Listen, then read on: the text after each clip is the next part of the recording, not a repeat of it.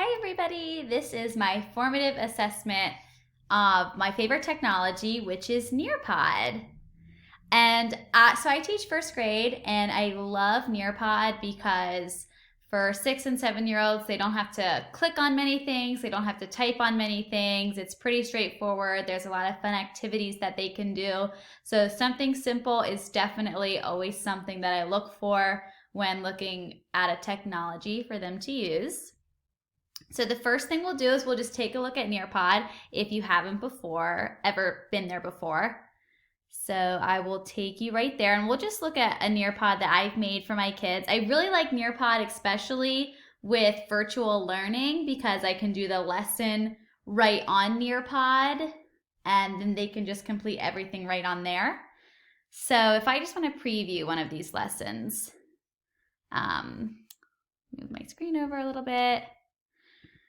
So there's a ton of activities. This was on Vowel Teams. There's a ton of activities that the kids can complete in Nearpod. You can plug in a YouTube video right there. You can type on the screens. There's fill in the blanks where they would have to read and click on things. Yeah, this is just an overview. They can draw right on the screen here.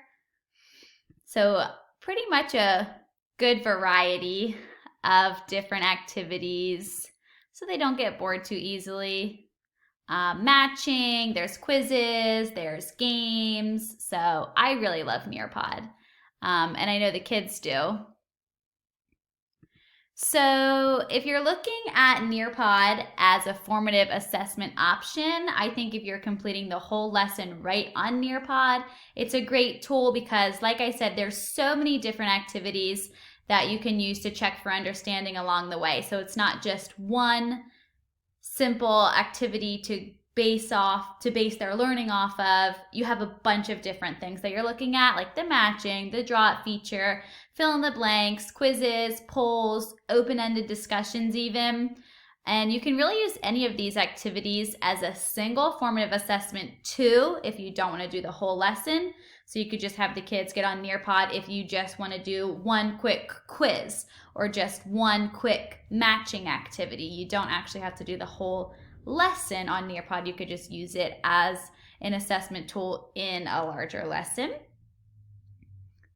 And looking at the keys, for key 3, which is the sound design and how it measures student achievement, I think there's many options in Nearpod that you can match to their learning targets.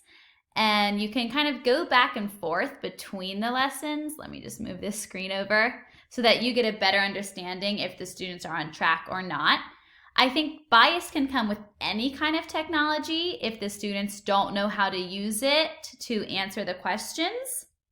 So that's always one tricky thing. And a student who's visually impaired may have trouble completing the assessment if it's not read to them because it's not verbal. I think Nearpod does have the immersive reader tool. I'm not completely sure, so that could help, but students would have to know how to use that. And also, if there's not enough technology, students will have to work in partners. And for formative usefulness, it gives the results immediately while the students are going through it. So the teacher can see and the students can see. And you can also go back into your reports. And I'll show you that really quickly. So if I move my screen over, whoops, and I go into my reports, and I can access my reports at any time. I can see how the kids did. I can see what questions that they were getting wrong.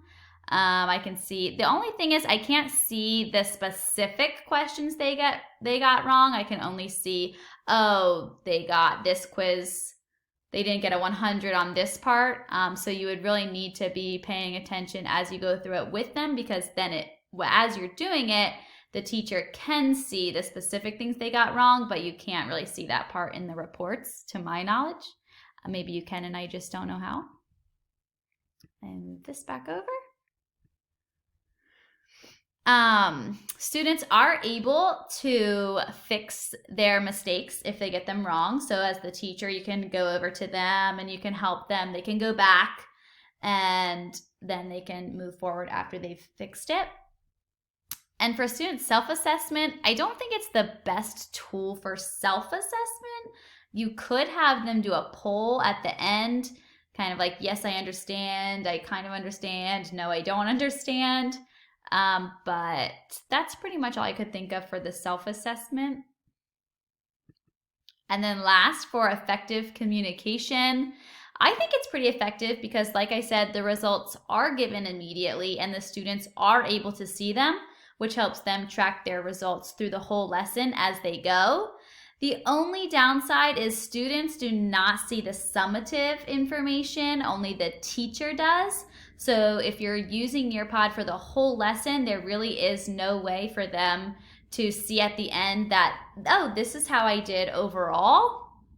They could only see as they go each answer and if they got that correct or not. So that is something that the teacher would have to communicate to the students, is that summative, their summative score. So thank you, everybody. Like I said, Nearpod is one of my favorite tech tools, especially for the primary grades. If you have not tried Nearpod and you want to try it or you need help getting started, feel free to ask me any questions. I'm not a pro, but I can share what I know with you. And I don't have a ton of experience with other programs, so I'm excited to see everyone else's presentations on their tech tools.